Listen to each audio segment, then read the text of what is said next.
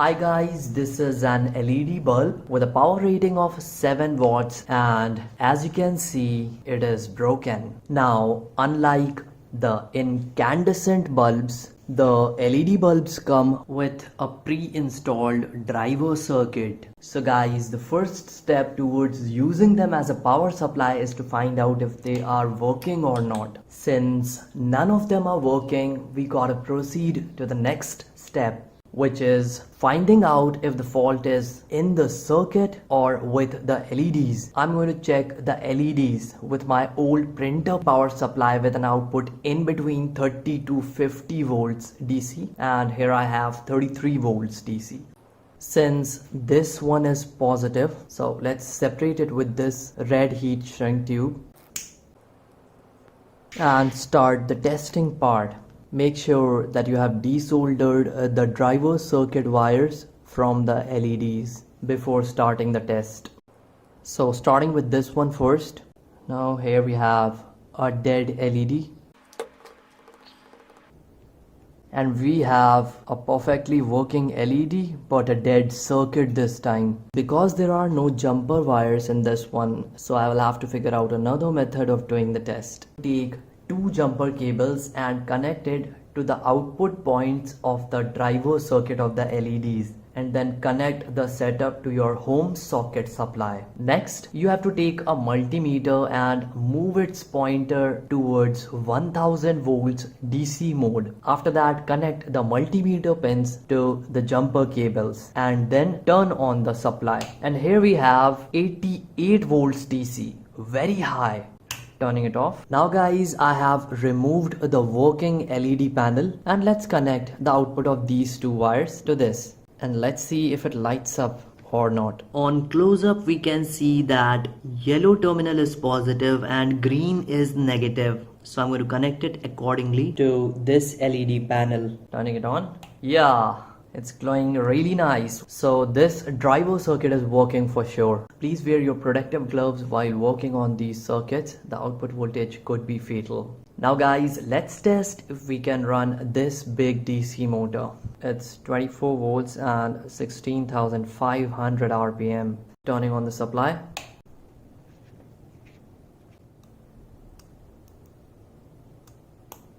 It's not running. Moving on to this gear motor. Whoa! So you see that this motor is running and it's a high torque gear motor and the RPM is quite high. Now I'm going to try this 24 volts geared servo motor. Turning it on. Oops, it's jammed.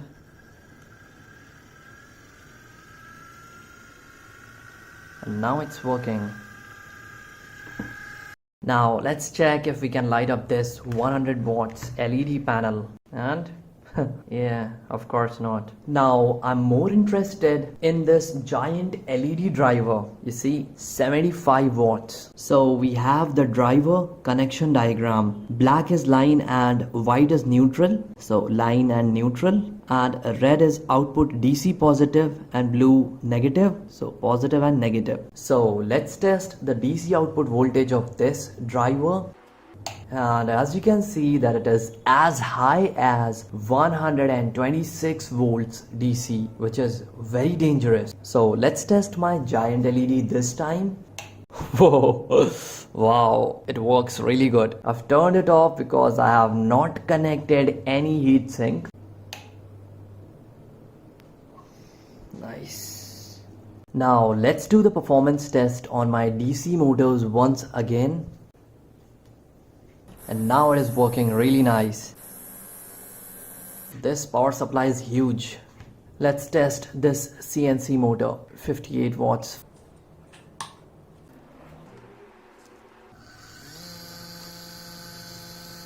Very high speed.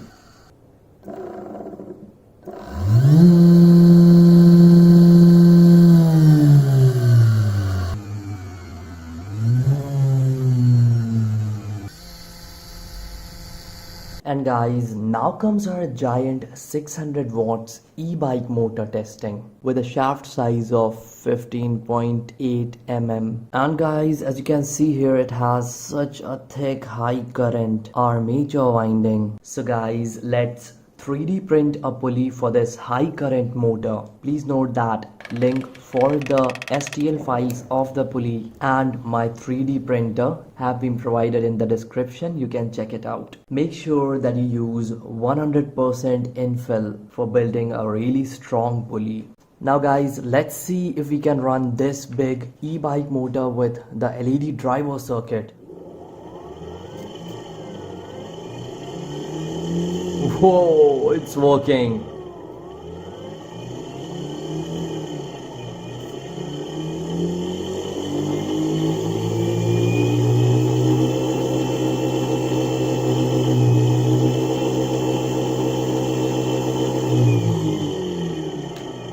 Super high RPM.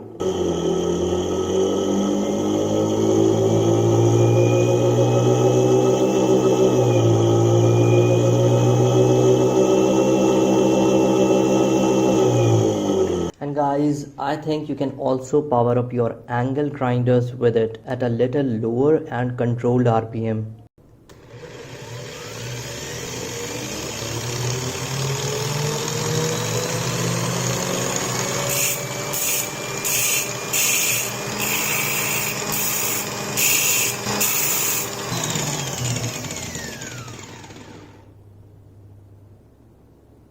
Now guys, this what you see is a 250 volts DC 10,000 microfarad electrolytic capacitor, very rare. So let's charge it, turning on the supply. And I will have to give pulses because it is going to create a short circuit. Well, I believe it should be fully charged now. Let's check if it is charged or not.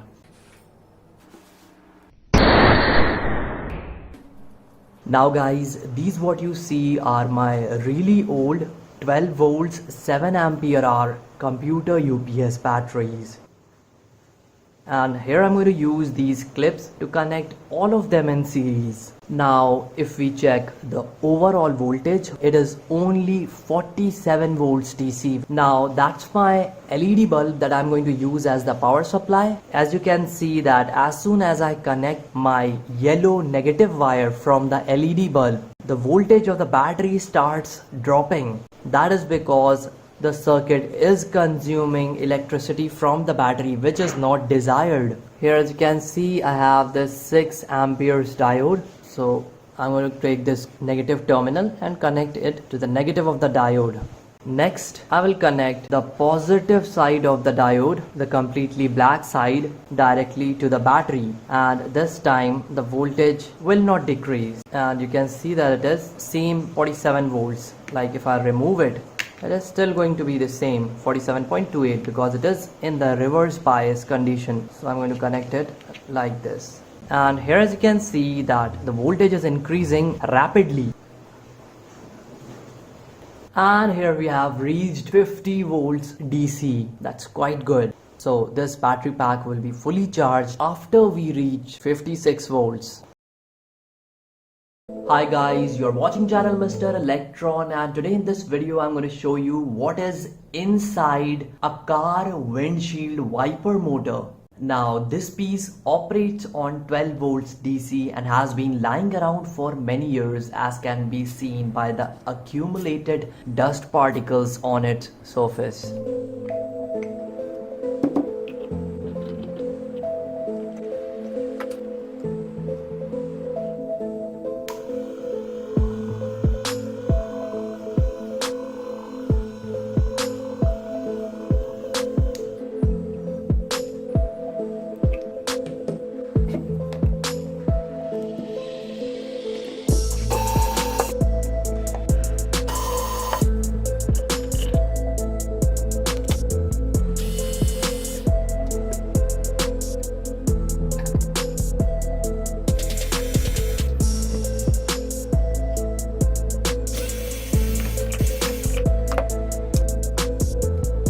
So guys, now that you know how the gearbox looks from inside, let's open up the DC motor further.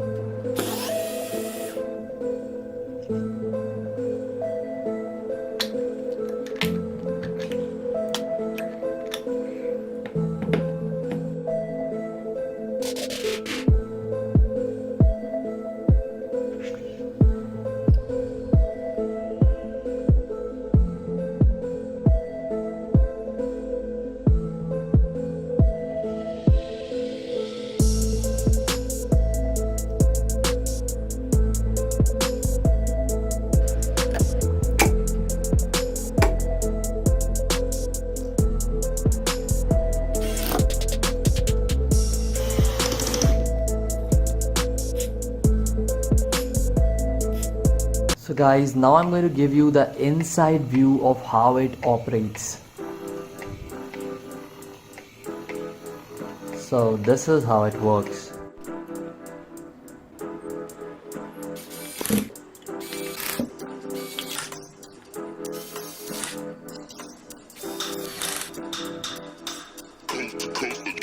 Next level.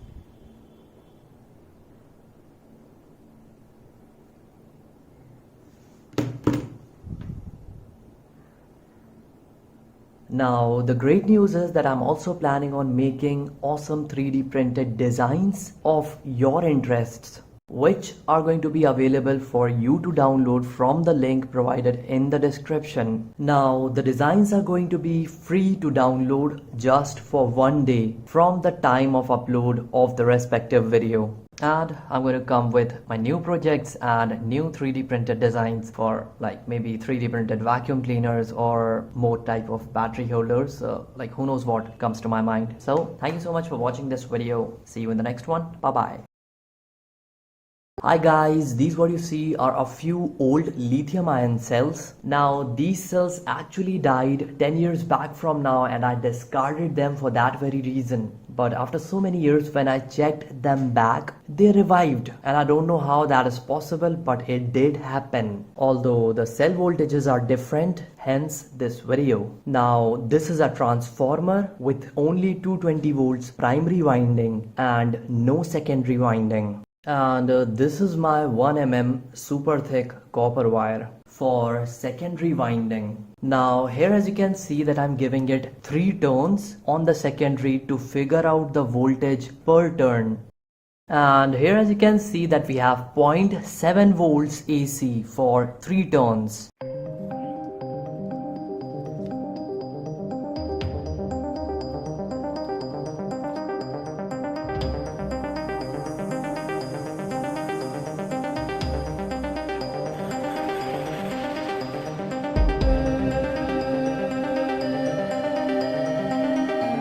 So here I've given around 28 turns to the secondary, and now it's time to measure the voltage that it is producing, which as you can see is exactly 6.6 volts as I wanted.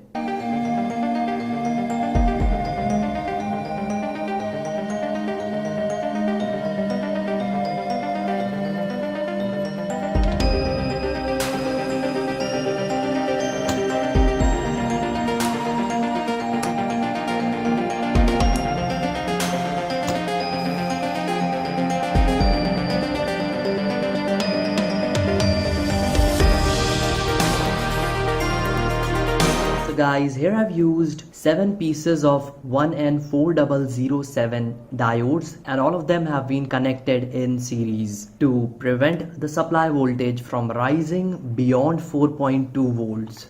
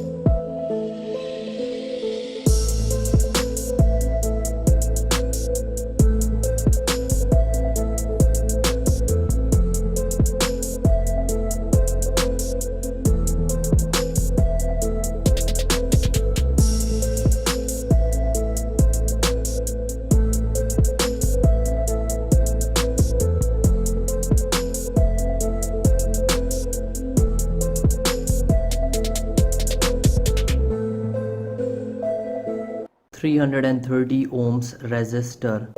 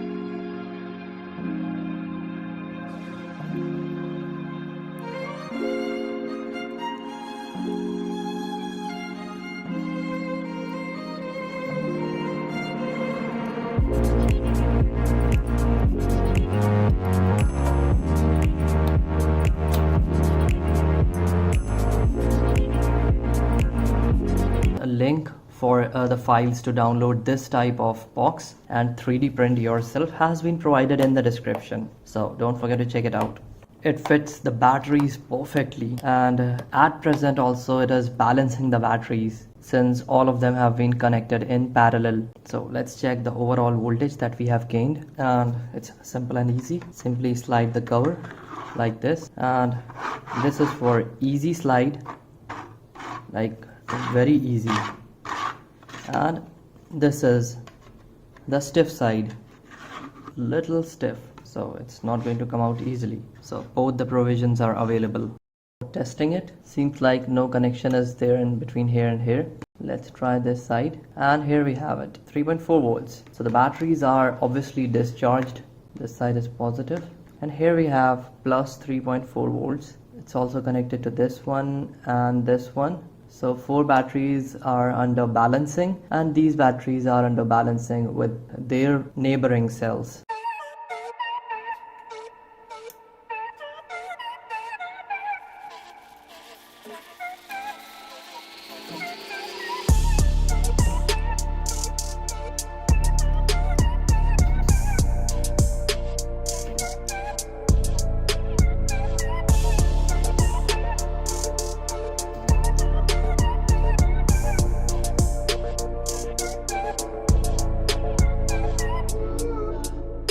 So guys, the circuit is fully complete now. It's time to test its output voltage, and we also have an LED indicator that is going to indicate that our circuit has turned on. Now guys, 220 volts is going to come from this side, and this is the transformer, which is in turn going to produce 6.6 volts, which we have already seen.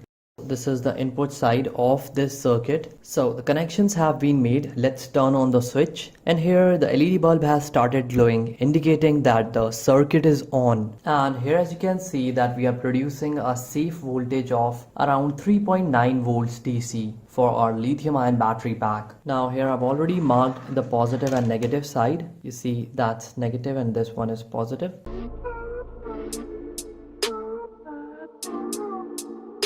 And here I've also soldered this piece with my spot welding machine, and this is going to be the positive and this is going to be the negative on one single side. It's going to be easier.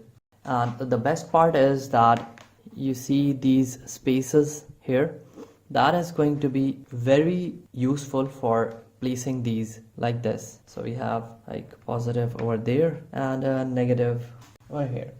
So it's 3.6 volts almost. Now negative will be connected like this and positive, and here as you can see that it has started charging.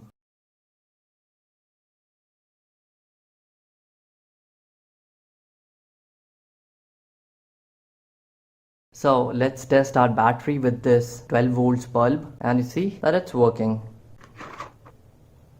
Cool.